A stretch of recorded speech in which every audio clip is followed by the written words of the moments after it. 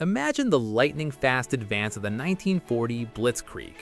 But what exactly did a German infantryman carry as he pushed across Europe with such speed and precision? Today, we break down the standard Wehrmacht soldier's kit, piece by piece. At the top sits the Stahlhelm M35, the unmistakable steel helmet of the early war years. With its rolled edge and ventilation ports, it was finished in smooth apple green or field gray, offering protection and a fearsome silhouette.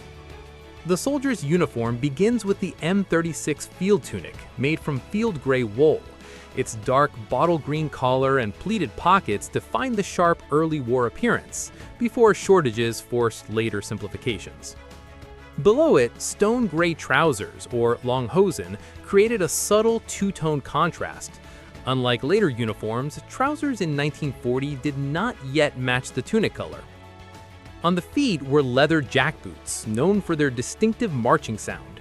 Durable and intimidating, their hobnailed soles provided grip, but at the cost of weight and constant maintenance.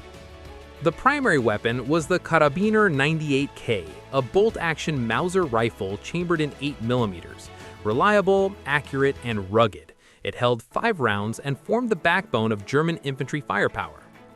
For close combat, soldiers carried the Model 24 stick grenade, the famous potato masher. Its wooden handle allowed for long throws, ignited by pulling a porcelain bead hidden in the base. Supporting all this gear was a black leather belt, paired with the iconic Gott mit uns belt buckle, stamped with the Wehrmacht eagle and a traditional Prussian motto, God with us. Slung at the side was the gas mask canister, originally intended for chemical warfare.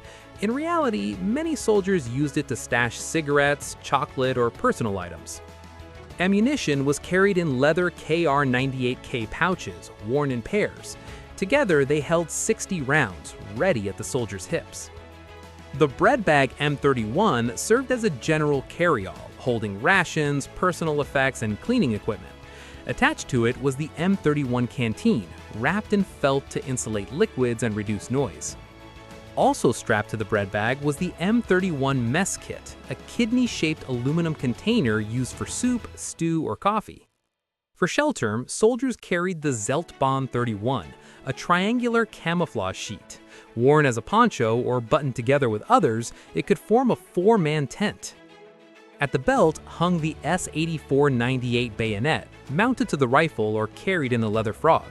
Nearby was the entrenching tool, a straight spade used for digging and, when needed, close combat. To manage the heavy load, leather Y-straps redistributed weight from the hips to the shoulders, improving endurance on long marches. Additional protection came from the gas cape pouch, containing a treated cloth designed to defend against blister agents like mustard gas. When not wearing the helmet, soldiers used the M34-M38 side cap, a lightweight, foldable garrison cap. The uniform displayed key insignia, the breast eagle above the right pocket, collar tabs indicating branch of service, and shoulder boards showing rank and unit. Specialized troops carried different weapons. Squad leaders might wield the MP40 submachine gun, a revolutionary stamped steel 9mm weapon ideal for close-range fire. Machine gun crews operated the MG34, the world's first true general-purpose machine gun.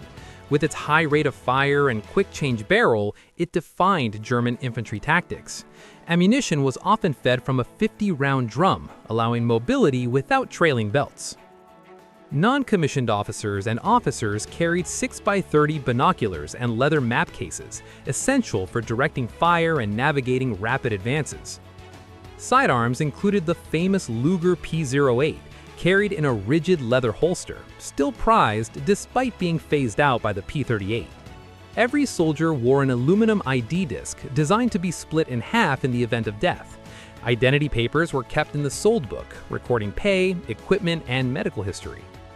Small but vital items rounded out the kit: a Bakelite fat container for high-energy rations, a folding pocket stove using solid fuel, a field flashlight with colored filters, Mauser stripper clips for rapid reloading, and a gray wool blanket, itchy but warm even when wet. Finally, early war helmets often displayed the Wehrmacht Eagle decal, a detail later removed for camouflage reasons. This carefully balanced loadout, lethal, mobile, and disciplined, helped fuel the rapid advances of the Blitzkrieg in 1940.